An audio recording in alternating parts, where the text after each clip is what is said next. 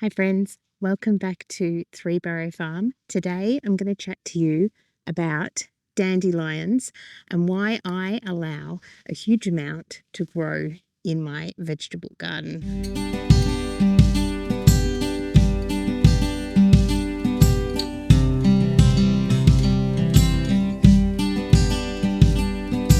Firstly, let's talk about how you identify a dandelion plant.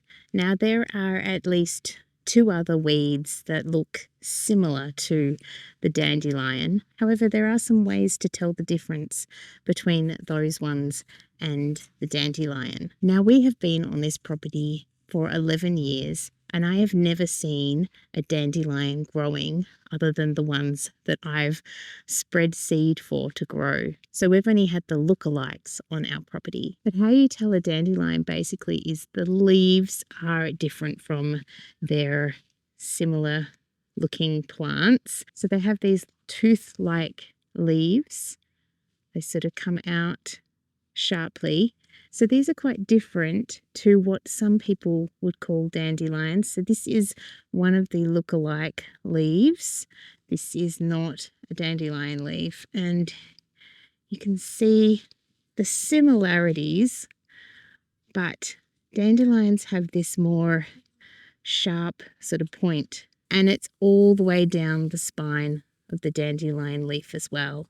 The next way to tell is the actual flower. So when it does flower, it is quite a full flower, and it's also a single flower, but there will be multiple flowers coming from the dandelion plant itself. Whereas one of the lookalikes, they just have one single or a couple of single flowers coming out from the base of each plant. And then you have the other lookalike that sort of looks a bit like this, and it has multiple heads on one stem. The dandelion will never have multiple heads. They'll always have just one single head. And then you've got the seed head as well. The seed head of a dandelion is like a perfect sphere. It is just so delicate and beautiful. It's just a perfect balloon of seeds. The other ones may, however, look a little bit like this. So they don't have as a perfect circle of seeds. I mean, this one's been a bit mangled probably from the rain that we've had recently. So they are the main ways of identifying the dandelion. They will have multiple sharp teeth coming from the leaves. They will have single-headed flowers, and they're quite full flowers as well. And of course, that seed head is a full, beautiful, almost perfect circle. And then, of course, you have these spent heads when they've lost all of their seeds. They look a bit like this.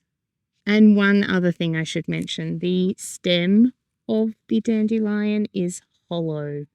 So that is a great way of identifying it as well. So you can eat all parts of the dandelion. You can eat the flowers, you can eat the leaves, and you can eat the roots as well. You can also eat the seed, but I haven't tried this. One thing I lean to dandelions for is liver health, but you can also heal inflammation and manage your blood sugar levels with this amazing plant. Not only do dandelions help with these things, but they are also highly nutritious. The leaves can be eaten raw or cooked, and they are a wonderful source of vitamins A, C, and K. They also hold some amounts of vitamin E, folate, and some small amounts of B vitamins as well. Mineral-wise, the greens are high in iron and calcium, magnesium, and potassium as well. Dandelion is also high in antioxidants. For all of these reasons, I love having dandelion in my garden. And I love to be able to add the leaves and the flowers to my salads, to my green smoothies, and as a snack as I'm walking around my garden. Here's one of those almost perfect seed heads I was talking about before. So all of these little white fluffy parts have a seed on the end of them. And they fly off and take the seed with them. And then you have more of these wonderful dandelion plants growing further down your garden.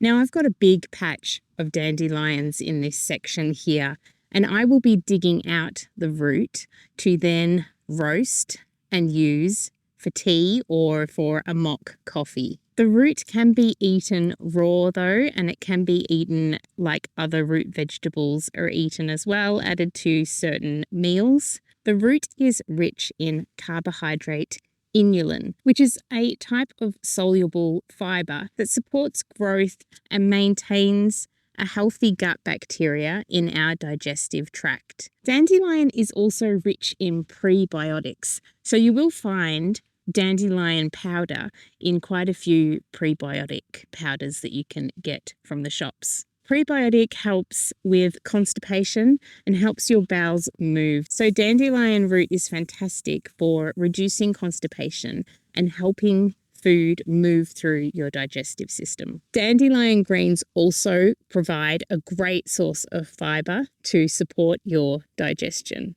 There are some dosage guidelines, so I have put those down in the description below. Basically, you want to stick to around 4 to 10 grams of fresh leaves or dried leaves of the dandelion. With fresh juice, you can have 1 teaspoon twice a day. With the leaf or root tincture, you want to stick to having around 2 to 5 mils 3 times a day. And if you're having fresh roots, 2 to 8 grams a day is the recommended. Dandelion is known to be a very safe herb. It is non-toxic. However, if you do have allergies to other things, you might want to go slowly and test it out. If you've never eaten it before, I recommend to anybody just to go slowly with it and just monitor it. It is highly unlikely, but very few people do end up with allergic reactions to dandelions. Today, I'm going to make a dandelion vinegar with all of the flowers. Now, with the vinegar, you want to try and get this green part off the flower just because it is a bit bitter. So I'm going to carefully take this green part off. I'm taking a few of the petals with me. I've taken the green part off, or most of the green part off here, and you can see that it is falling apart. But this is what I'm going to use in my vinegar today. So there are many things that you can make with dandelion flowers, with the leaves, and with the root as well. I've seen people make dandelion breads and dandelion fritters. You can add it to kombucha or make a tea with the flowers or the leaves. A lot of people love dandelion root with chicory root to make a coffee-like drink. So it's a very healthy alternative to coffee. You can also make pesto with the leaves. However, I recommend using very small amounts of the pesto, just keeping in guidelines with how much daily intake of the leaves you can have.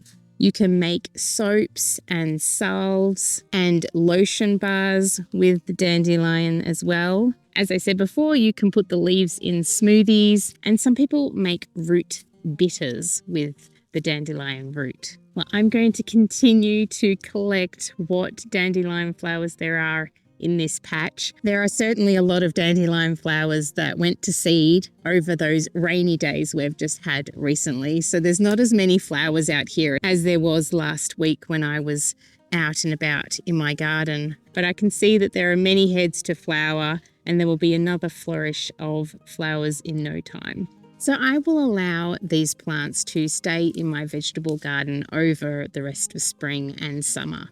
And then in autumn, I will harvest some of the roots. Now, this is the best time to harvest the roots for medicinal purposes. However, if I decide to take out some of these plants earlier to make room for some veggies, then I will just use them in some meals like some fritters, or I'll roast them up to eat or to make a tea with. I hope you have enjoyed this little video on dandelions and why I let them go wild in my garden. For me, the benefits of this plant is so high that I can't help but let it grow and grow and grow. I shall leave you with a little glimpse of me making my dandelion flower infused vinegars, and I'll see you next time, friends. Thank you for watching.